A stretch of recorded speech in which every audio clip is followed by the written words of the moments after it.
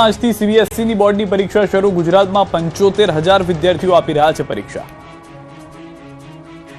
દેશભરમાં CBSE board પરીક્ષાનો પ્રારંભ થયો છે. ભારત અને વિદેશના 26 દેશમાંથી 46 લાખથી વધુ વિદ્યાર્થીઓની પરીક્ષાનો પ્રારંભ થયો. રાજ્યમાં અંદાજે 75,000 વિદ્યાર્થીઓ આજથી પરીક્ષા આપી રહ્યા છે. ધોરણ 10માં 45,000થી વધુ, જ્યારે ધોરણ 12માં 35,000થી વધુ વિદ્યાર્થીઓ બોર્ડની પરીક્ષા આપી રહ્યા છે. ધોરણ 10ની પરીક્ષા 11 માર્ચના રોજ પૂર્ણ થશે, જ્યારે ધોરણ 12ની પરીક્ષા 10 એપ્રિલના રોજ પૂર્ણ થશે. અમદાવાદ શહેરની 85 શાળાઓમાંથી 8,000થી વધુ વિદ્યાર્થીઓ પરીક્ષા આપી રહ્યા છે, જેને લઈને સવારથી જ પરીક્ષા કેન્દ્ર પર વાલીઓ અને વિદ્યાર્થીઓનો જમાવડો જોવા મળ્યો. વિદ્યાર્થીઓમાં પરીક્ષાને લઈને ઉત્સાહ જોવા મળ્યો તો વાલીઓ થોડા ચિંતિત જોવા મળ્યા. રાજકોટ બાયપાસ રોડ પર કાર ચાલકનો આતંક સામે આવ્યો. જાણે કાર ચાલક મોપેડ ચાલકનો જીવ લેવા નીકળ્યો હોય તે રીતે પૂરપાટ કાર ચલાવી આગળ જતા વાહન ચાલકની ટક્કર મારી, જેથી ગંભીર ઈજા પહોંચી. સુરતમાં બારડોલી પાસિંગની રિક્ષામાં જોખમી સવારીનો વિડીયો જોવા મળ્યો. પોલીસ કમિશનર કચેરી પાસેથી જ રિક્ષા બિંદાસ પસાર થઈ રહી હતી. ક્ષમતા કરતાં વધુ મુસાફરો ભરી રિક્ષા ચાલકે ઉડાવ્યા નિયમોના ધજાગરા. ગાંધીનગરના સાબરમતી બ્રિજ પર પૂરપાટ આવતી રિક્ષા પલટી ગઈ, સીધી નદીમાં ખાબકી ગઈ હતી. ચિલોડાથી ગાંધીનગર તરફ આવતી રિક્ષા નદીમાં ખાબકી. રિક્ષા ચાલક તૂટેલા કઠેડામાંથી રિક્ષા સાથે નીચે પટકાયો. ભાવનગરના પાલીતાણામાં યુવાનો વચ્ચે ફિલ્મી ઢબે મારામારી થઈ. કૈલાશ ટીકરી ધામ પાસે છૂટા હાથે મારામારી થઈ. સામસામે હાથાપાઈ થતા નાસભાગ મચી ગઈ. સુરતના કતારગામમાં ટ્રાફિક પોલીસ પર યુવકને માર મારવાનો આક્ષેપ. મોબાઈલમાં શૂટિંગ કરવાની શંકા રાખી પોલીસ કર્મીઓએ માર માર્યો. યુવકે ગાડીના કાગળો ન હોવાથી 2500 રૂપિયા દંડ ભરવા મોબાઈલ કાઢ્યો હતો. દંડ બાબતે થયેલી બોલાચાલી બાદ પોલીસ હિંસક થઈ. વડોદરાની એમએસ યુનિવર્સિટીના કેન્ટીનમાં વિદ્યાર્થીઓ વચ્ચે મારામારી થઈ. આર્કિટેક્ચર ફેકલ્ટીની કેન્ટીનમાં મારામારી થતા વિદ્યાર્થીને આંખમાં ઈજા પહોંચી હતી. જૂનાગઢના મૃગીકુંડમાં સ્નાન કરી વિવાદમાં આવેલી કીર્તિ પટેલનો વધુ એક વિડીયો સામે આવ્યો છે, જેમાં તે નાગા સાધુઓ સાથે ફરી રહી છે. જૂના અખાડામાં સાધુ સંતો સાથે વિડીયો બનાવ્યો. સ્થાનિક સ્વરાજ્યની ચૂંટણીનો માર્ગ મોકળો થયો છે. ગુજરાતમાં એસઆઈઆરની કામગીરી બાદ આખરી મતદાર યાદી પ્રસિદ્ધ થઈ. રાજ્યમાં હવે કુલ 4.40 લાખ કરોડ મતદારો નોંધાયા. મુસદ્દા યાદી બાદ કુલ 5.60 લાખ નવા મતદારો ઉમેરાયા. ચૂંટણી પંચે યાદી જાહેર કરી. સુરતમાં 3 વર્ષની બાળક પર શ્વાને કર્યો હુમલો. બાળકને આંખ અને ગળાના ભાગે ગંભીર ઈજા પહોંચી. ઐતિહાસિક સપાટીએ પહોંચ્યા બાદ સોના ચાંદીના ભાવમાં મોટો ખડાકો આવ્યો છે. સોનાનો ભાવ 1,53,000 પહોંચ્યો તો ચાંદીનો ભાવ 2.37 લાખ પહોંચ્યો છે. માંડવીમાં બનેલું અલગ શક્તિ નામનું જહાજ શારજહાં પોર્ટથી સિમેન્ટનો જથ્થો ભરી યમન નજીક પહોંચ્યું, ત્યારે અચાનક એન્જિનમાં અગમ્ય કારણોસર આગ ભભૂકી ઉઠી. આગ ઝડપથી ફેલાતા જહાજ સંપૂર્ણ રીતે નુકસાનગ્રસ્ત થઈ ટોટલ લોસ થયું. આ તરફ અમદાવાદના રાયપુર દરવાજા પાસેથી એન્ટી નાર્કોટિક્સ ટાસ્ક ફોર્સે 30.60 ગ્રામ એમડી ડ્રગ્સ ઝડપ્યું. સાથે જ ફૈજલ ઉર્ફે ફૈજુ ધલ્લાવાલાની ધરપકડ કરી. પાટણ જિલ્લા કોર્ટમાં ધોળા દિવસે અજાણ્યા ઈસમ દ્વારા ધારિયા વડે કરાયો હુમલો.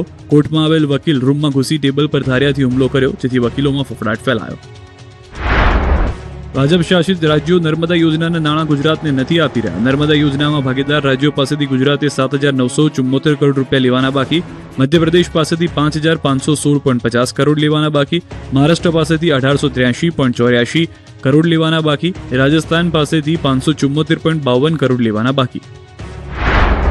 ગાંધીનગર વિધાનસભા સત્રના બીજા દિવસે અધ્યક્ષ શંકર ચૌધરીનું કડક વલણ જોવા મળ્યું. બજેટ સત્રના પ્રશ્નોત્તરીમાં ધારાસભ્યએ પૂછેલા સવાલ અને જવાબ ટૂંકમાં આપવા સૂચના આપી, તો અમિત ચાવડાએ પ્રશ્ન ઉભો કરતા શંકર ચૌધરી અકળાયા. બજેટ સત્રના પ્રશ્નકાળ બાદ કોંગ્રેસ નેતા અમિત ચાવડાએ નલ સે જલ યોજનાથી લઈને જમીન રીસર્વે મુદ્દે પ્રહાર કર્યા અને નલ સે જલ યોજનામાં ભ્રષ્ટાચાર કર્યો હોવાનો આક્ષેપ કર્યો. વિધાનસભા સત્રમાં આપના ધારાસભ્ય ચેતર વસાવાએ નર્મદા અને દાહોદ જિલ્લામાં કુપોષણનો ગંભીર મુદ્દો ઉઠાવ્યો. તેમણે કહ્યું કે દાહોદ જિલ્લામાં જ 19,554 કુપોષિત બાળકો નોંધાયા છે, જે રાજ્યની વાસ્તવિક સ્થિતિ દર્શાવે છે.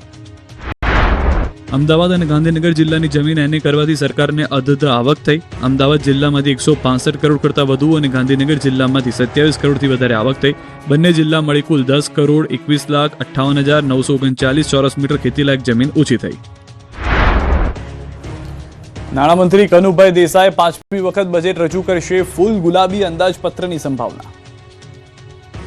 ગુજરાત વિધાનસભામાં આવતીકાલે એટલે કે 18 ફેબ્રુઆરીએ રાજ્યનું વર્ષ 2026-27નું બજેટ રજૂ થશે. નાણામંત્રી કનુભાઈ દેસાઈ 5મી વખત બજેટ રજૂ કરશે. સ્થાનિક સ્વરાજ્યની ચૂંટણીને ધ્યાનમાં રાખીને શહેરો અને નગરપાલિકાઓ માટે વિશેષ જાહેરાતો થઈ શકે છે. માર્ગ, પાણી પુરવઠો, ગટર વ્યવસ્થા અને સ્માર્ટ સુવિધાઓ પર સૌની મીટ મંડાયેલી છે. વર્ષ 2030ની કોમનવેલ્થ ગેમ્સ માટે રમતગમત, ઇન્ફ્રાસ્ટ્રક્ચર, સ્ટેડિયમ અપગ્રેડેશન, ટ્રાન્સપોર્ટ અને હોટલ ટુરિઝમ માટે નાણાકીય જોગવાઈઓની શક્યતાઓ સેવાઈ રહી છે.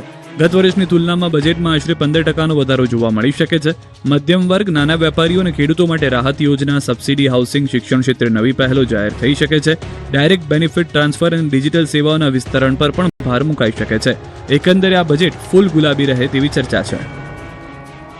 સુરતમાં ગુંડાઓની ખેર નથી, હુમલો કરનાર આરોપીની હવા કાઢી.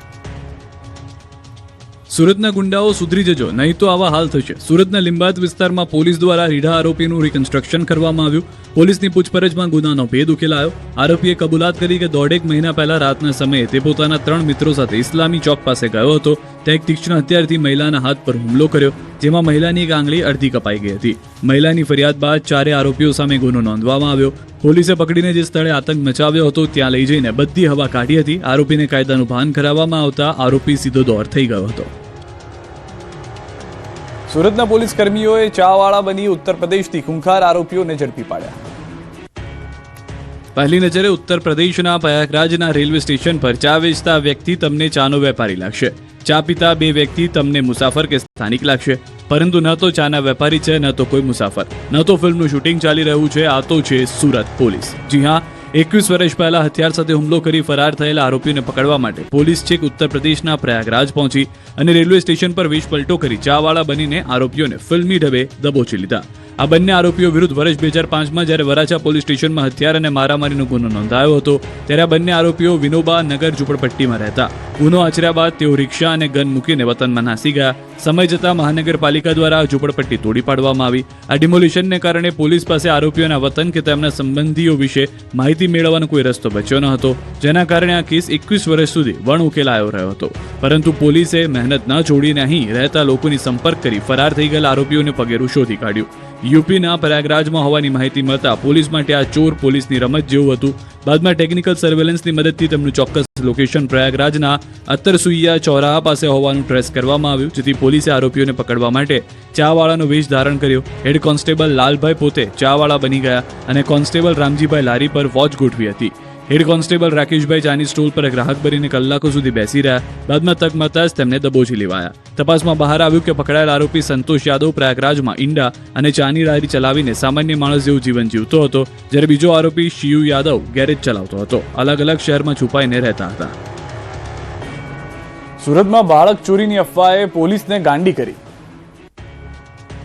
સુરતમાં છેલ્લા લાંબા સમયથી બાળક ચોરીની વાતો અને બાળકોના અપહરણનો મામલો અફવા હોવાની વાત સામે આવી છે. ત્યારે ડીસીપી લખધીરસિંહ ઝાલા દ્વારા કરવામાં આવ્યો ખુલાસો.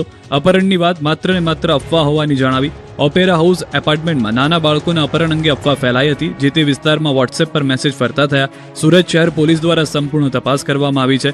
આવી કોઈ ઘટના બની ન હોવાનું જાણવા મળ્યું. મહિલા બાળક ચોરી કરવા આવી સમજી ટપલી દાવ કરવામાં આવ્યો. ખટોદરા પોલીસ ઘટના સ્થળે પહોંચી. પોલીસ તપાસ કરતા મહિલા આઝાદનગરમાં જ રહેતી હોવાનું સામે આવ્યું. જમણવાર જ્યાં ચાલી રહ્યો હતો ત્યાંથી મહિલા પસાર થઈ રહી હતી. મહિલાને બાળક ચોર સમજી પકડી લીધી હતી. વધુ એક બાળક ચોરની ઘટના અફવા સાબિત થઈ. વડોદરાની સયાજી હોસ્પિટલમાં દર્દીઓની સેવા રામ ભરોસે. વડોદરાની પ્રસિદ્ધ મધ્ય ગુજરાતની સૌથી મોટી અને પ્રતિષ્ઠિત ગણાતી સયાજીરાવ ગાયકવાડ એસએસજી હોસ્પિટલમાં ફરી એકવાર ગંભીર બેદરકારી અને સુવિધાના અભાવનો કિસ્સો સામે આવ્યો. જાણે હોસ્પિટલમાં દર્દીઓની સેવા અને સારવાર રામ ભરોસે ચાલતી હોય તેવું લાગી રહ્યું છે. એક દર્દીને કડવો અનુભવ થયો. વાત એમ છે કે અજય નામનો દર્દી પગે ઈજા થતા સારવાર માટે એસએસજી હોસ્પિટલ આવ્યો. તે તેમના પગ પર ચાલી પણ શકતા ન હતા. આમ છતાં હોસ્પિટલ દ્વારા તેને સ્ટ્રેચર કે વ્હીલચેર આપવામાં ન આવી. કહેવાતી સંસ્કારી નગરીનો સ્ટાફ પણ માનવતા ભૂલી ગયો અને દર્દીને મદદે ન આવ્યો, જેથી પગમાં પાટો બાંધેલો હોવા છતાં દર્દી ઢસડાતો સારવાર લેવા મજબૂર બન્યો. હોસ્પિટલે દાવો કર્યો કે તેમની પાસે એક પણ સ્ટ્રેચર ખાલી નથી. ત્યારે સવાલ એ છે કે હોસ્પિટલને લાખો રૂપિયાની મળતી ગ્રાન્ટ ક્યાં જાય છે.